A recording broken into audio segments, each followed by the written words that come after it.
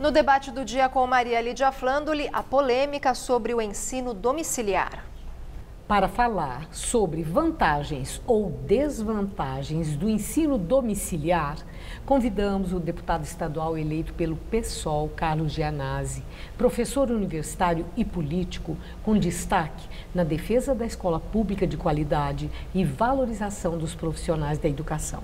E também é nosso convidado, o advogado Edson Prado de Andrade, diretor da Associação Brasileira de Defesa e Promoção da Educação Familiar. Eu agradeço muito a presença de vocês, uma ótima oportunidade para falarmos de um tema que ainda é desconhecido da população em geral. Então, eu acho que é bacana a gente começar explicando o que vem a ser essa proposta, essa alternativa de educação à escola convencional, que é a chamada educação domiciliar. Começando com o Dr. Edson, o que é a educação domiciliar? Boa noite, Maria Lídia, todos os telespectadores, cumprimento o deputado. Educação domiciliar, dita de um modo bem sintético, são os pais que, insatisfeitos com a condição escolar, tiram os seus filhos da escola e descobrem que educá-los domiciliarmente, por seus próprios instrumentos, seus próprios meios, inclusive valorizando a criança e a sua capacidade de autoaprendizagem e considerando todo um contexto tecnológico de pós-industrialização, esses pais, então, eles preferem educar os seus filhos fora da formalidade da escola tradicional. Sim, sim. Agora, deputado Gianazzi, que atua tão diretamente nas questões da educação e batalha pela educação de qualidade, e é professor. Então, eu queria assim, no seu entender, quando faz assim uma análise sobre a educação convencional e legal que existe no país, que explicação que encontra para que surja um movimento como esse, que oferece a alternativa a essa educação que considera falida e no lugar entrar a educação domiciliar? Por que isso está acontecendo? Boa noite, Maria Lídia, boa noite, Edson, boa noite, telespectador da TV Gazeta. Maria Lídia, eu acho que essa proposta, ela é muito estranha e ela é inadequada, porque a escola é um espaço importante. A gente não pode entender a educação apenas como a transmissão de conteúdos, né? Não é onde o aluno vai aprender a ler e escrever. O aluno, na escola, ele aprende a conviver, ele entra em contato com a diversidade, com a diferença, né? Ele não pode ficar só no seio familiar. A família é importante no primeiro momento, na primeira infância, mas depois ele tem que se socializar e a escola cumpre um papel fundamental. A escola é vida, a escola é conflito, na escola é onde tudo acontece, ele cresce, ele entra em contato com o diferente. Então, eu acho que é um retrocesso para a educação, para a formação dessa criança, desse adolescente, o isolamento na família. Eu quero depois retomar esse seu ponto e, inclusive, ouvir a opinião do Dr. Edson em relação a isso, que é tão importante, que é a questão da socialização e etc. Mas a pergunta que eu fiz é, para que surja uma alternativa como essa, nós é que vamos fazer a educação dos nossos filhos, os pais. Alguns pais, não estou falando que são todos os pais. Essa ideia, ela ganha corpo e ela vem aumentando. Por quê?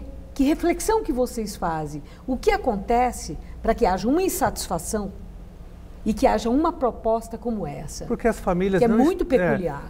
Eu acho que existe uma crise da educação brasileira que não é de hoje. A educação está em crise, a escola está em crise, mas não justifica uma proposta como essa. Nós temos que lutar para melhorar a educação, a escola pública e mesmo a escola particular, né? Então, eu acho que essa proposta, ela representa um retrocesso na luta que nós tivemos no Brasil para garantir o acesso, a permanência, a qualidade de ensino para todas as crianças e adolescentes do Brasil, na rede pública, ou seja, na rede privada. Ia falando, doutor Edson. Sim. Os pais não estão preocupados com a luta, seja a luta política ou a luta acadêmica ou mesmo com a história escolar. Os pais estão preocupados com seus filhos. Que preferem a educação domiciliar. Que descobrem como uma opção. Na verdade, a verdade é a seguinte, as escolas, de maneira geral, se tornaram lugares de risco. Tem sido produzidos sistematicamente mapas da violência escolar, que demonstram que a escola ela é não só reflexo da violência social, mas ela também é produtora de violência. Quando nós pensamos disso, nós estamos falando não só da violência física, no limite, certas situações dramáticas, como nós temos visto, mas estamos pensando em violências simbólicas. Muitos pais que estão na rede pública, que são de classes D e E, eles se sentem ofendidos, aviltados por certas coisas que não são ensinadas na escola, ou seja, uma criança que termina o primeiro ciclo, ou que termina até o ensino fundamental, ou o filho que estuda ao longo dos 17 anos e vai prestar o Enem e tira 0 na redação, ou algo aproximado. Então, veja, evidentemente, não se trata de um discurso de crise da escola, que sim, então usa-se esse discurso para mais e mais e mais e mais investimento financeiro, esforço, retórica. Não é isto.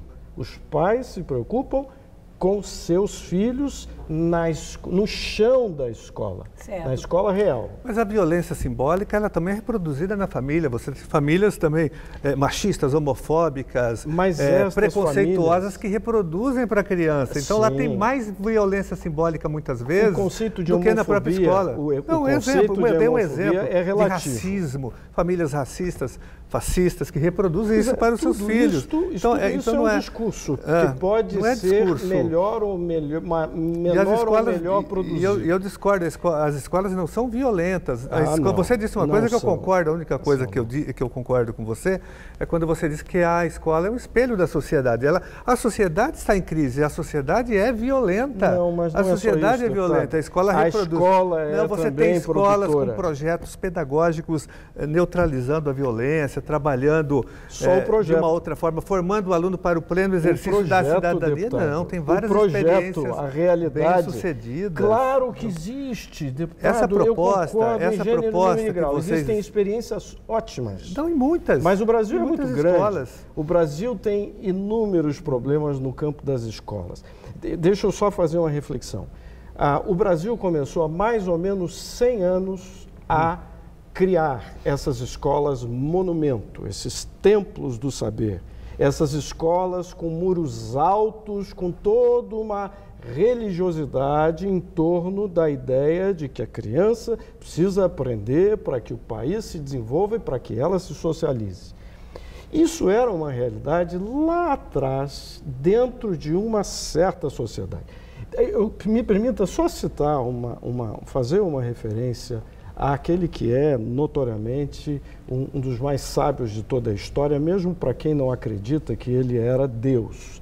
Jesus Cristo disse: você não pode pôr vinho novo em odres velhos, e nem remendo novo em roupa velha, porque aquele vinho novo rompe os odres, e o remendo velho, o remendo novo, estraga a roupa. Veja, isso é o que fizeram com a escola.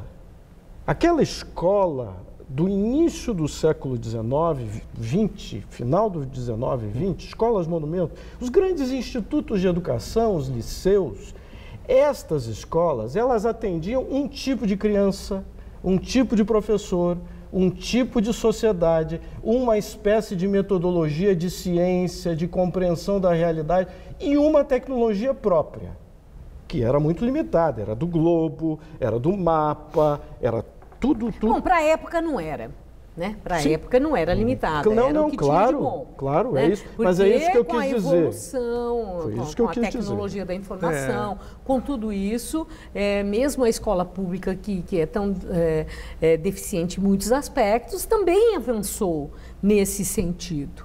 E o questionamento até sobre a qualidade na escola pública até não é tanto mais sobre questão de instalação e de recursos, mas da qualificação dos profissionais da educação. E aí essa tem sido uma luta sua também, Gianazzi, com certeza, sobre essa questão, o respeito à figura do professor e também a qualificação do professor, o interesse dessa pessoa na educação, a vocação para o magistério. Tudo isso tem um peso muito importante na depreciação da escola tradicional. Com certeza. Hoje não há investimento na formação dos profissionais da educação, do magistério, dos professores. É uma profissão totalmente desvalorizada do ponto de vista governamental, até mesmo do ponto de vista hoje da sociedade. Então, você tem que ter uma formação adequada, você tem que ter investimento. Os professores trabalham em condições precarizadas, com escolas superlotadas, salas superlotadas, tem violência nas escolas, mas com isso com salários... o senhor não está reforçando o argumento dele? Aí é melhor ficar com os meninos lá em casa, está tudo arrumadinho, pouca gente, não tem superlotação. Nós temos que resolver isso. Você falou uma coisa que eu também não concordo, a questão dos recursos. Nós temos que aumentar os recursos do financiamento. O Brasil, nós falamos a mesma coisa. O Brasil só inventa... Há 100 anos. O Brasil só investe 5% do PIB em educação. Teria que investir no mínimo 10%, que é pouco, porque nós temos uma história de exclusão. Nunca houve investimento no Brasil em escola pública. A escola pública sempre foi marginalizada. Não, mas essa proposta, essa proposta, na verdade, que eles estão da escola domiciliar, é uma proposta que aparece agora com força nesse momento conservador, nesse momento de escola sem partido, nesse momento de ideologia de gênero, um ataque à escola pública. Não é isso. E isso ataca frontalmente a Constituição Federal, que diz que o dever da educação é do Estado em primeiro lugar e depois da família. Como é que resposta o senhor tem para isso? De verdade, a lei brasileira, ela contempla a escola tradicional, a escola pública e com regras muito claras. O senhor é advogado. Essa educação domiciliar não tem amparo legal. E como é que ficariam essas crianças que teriam uma formação dentro de casa, com pai e com mãe, num pressuposto que todo pai e toda mãe tem a condição de educar, que nós sabemos que isso não existe. O país é um país de muita desigualdade, né, de muita gente que não tem a condição de levar o conhecimento, ensinar não apenas a ler, a escrever, mas também a formar aquela personalidade. Então, a pergunta é, como fica essa criança num tipo de educação sem amparo legal, sem observadores ao que está acontecendo com ela naquele núcleo tão pequeno, tão fechado como é a família, e sem a chance de socialização, de convívio com seus pares, com outras crianças e de entender o mundo, a diversidade que existe no mundo. Okay. Como é que fica? Eu vou entender a sua questão em 3 pontos: socialização, controle e legalização. E legalização. Do ponto de vista legal, nós precisamos compreender o seguinte: todo mundo esquece isso. O Estatuto da Criança e do Adolescente diz que é um direito fundamental que a criança se desenvolva tenha o seu pleno desenvolvimento físico, mental, moral, social, espiritual. Os pais e a família e a casa hoje, nessa escola, estão muito mais aptos para promover essa proteção integral e esse desenvolvimento pleno. Bom, isso não está no Estatuto da Criança e do Adolescente. Está no Estatuto. Não, que são os pais que estão muito mais aptos, não. Essa é a convicção de quem entende assim. Isso, mas isso é o direito da criança. A educação é direito da criança. O direito não é escolarização. Esta confusão que nós fizemos. O direito é educação. Circunscrever toda a ideia de educação à escola é um grave equívoco. E quem deve decidir isso? São as famílias das crianças ou é o Congresso Nacional? Aí a importância da lei. Aí o fundamento da lei. Eu advogo que as famílias que queiram fazer educação domiciliar, que tenham direito fundamental de fazer esta opção, elas vão comunicar ao Estado. Eu estarei fazendo com meu filho, com meus filhos, educação domiciliar. E que algumas famílias que desejarem desenvolver uma forma híbrida com a escola, isso é possível, isso já existe na legislação internacional em outros países, essas famílias se matriculem numa escola e que as escolas, juntamente com os professores que estão adoecidos e profundamente doentes nessa escola maravilhosa que se tenta produzir em muitos lugares, essa ideia, que estes professores construam junto com os pais esse projeto pedagógico personalizado, que é a ideia original desta escola no século XVII com João Amós Comênios, um bispo reformado que considerou e que imaginou todo esse sistema de escola universal, gratuita, inclusive para meninas. O que era bom no século XVII pode ser bom no século XXI? Não, agora é outro momento histórico. Nós estamos vivendo uma outra situação. O que eu estou dizendo é primeiro que escola... você falou do Estatuto da Criança e do Adolescente. Deixa eu ver. Olha, o que vale é a Constituição Federal, que está acima do próprio Estatuto da Criança. Que diz que é direito... Não, que primeiro fala que é o dever do Estado e da família em segundo lugar. Não, é assim, do Estado... Família e sociedade. Nessa ordem está lá, está na Constituição. Estado e família, e não tem ordem. Não tem ordem, não. Estado tem ordem, sim. A educação hoje no Brasil ela é obrigatória para todas as crianças e adolescentes. Quer dizer, os pais legalmente são obrigados a colocar o filho na escola. Essa proposta, na verdade, essa proposta, ela é extremamente elitista. Ela só poderia ser aplicada para famílias, né, com poder aquisitivo, com poder econômico, até porque nós temos 50 milhões de alunos matriculados na educação básica brasileira. Quem reivindica esse é um movimento de 7 mil, 8 mil famílias no máximo. Então, se essas pessoas estão tão preocupadas com a qualidade de ensino, elas podem ofertar a aula de reforço. O aluno vai para uma escola e depois ela tem aula particular. Existem mil professores. Isso é elitizado. Não. Isso é elitizado. Escola, professor de reforço. É uma alternativa para o seu projeto, até porque o aluno tem que frequentar a escola, é fundamental que ele esteja lá no processo de socialização, em contato com a diversidade. Eu gostaria de responder essa questão. Sobre isso, porque o nosso tempo está terminando. Mas sobre a questão do convívio, da socialização. Perfeito. A educação domiciliar supre essa necessidade básica de uma personalidade em desenvolvimento? Perfeito. Então eu vou lhe colocar o meu olhar claro que ninguém percebe. 1 minuto para encerrar. A socialização, na teoria tradicional, diz que a socialização primária é a família e depois, então, a escola na transição com o mundo. Isso não pode mais ser visto dessa forma. As famílias não se socializam. Os filhos, os pais, a criança começa com 4 meses na creche e vai até os 17 anos agora em tempo integral na escola.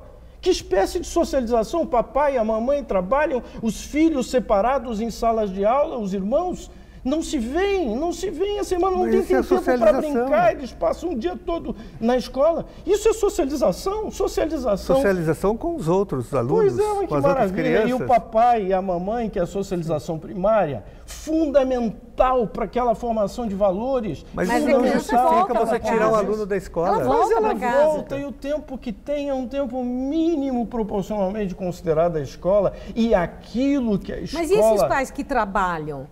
Eles, com os filhos em casa, com a educação domiciliar, eles não irão ao trabalho para ficar com os filhos o dia inteiro? Um dos pais. Aí é uma opção feminina, Maria Lídia. Mas se a mulher tem que trabalhar para ajudar dentro de casa, colocar dinheiro dentro de casa... Aí cabe, eu advogo isso, cabe que a legislação mude. Vamos começar a dar Bolsa Família para estas mulheres e aprenderem com seus filhos em casa. Os professores saem da sala de aula e vão ter eles na comunidade. Vamos mudar essa caixa. Nós não precisamos fazer assim. Quem disse que tem que ser assim? São esses sindicatos. São os que advogam isso, inclusive na academia. Absurdo isso que ele está falando, não concordo. Não é assim. Aliás, muitas crianças, né, só conseguiram fazer denúncias contra pais pedófilos porque estavam na escola, conversando com os professores. Se essa criança não estivesse na escola... Esse é o controle. Não, mas para isso nós temos uma legislação penal, o próprio estatuto, nós temos todo um arcabouço. O nosso debate apenas começou. O assunto é novo, complexo, são muitas as variáveis e vamos precisar de novos debates. Já deixo o convite feito, espero tê-los de volta e agradeço muito o empenho em esclarecer o ponto de vista aí de cada um para oferecer subsídio e um entendimento de quem os acompanha. Muito obrigada. Muito obrigado. Muito obrigado.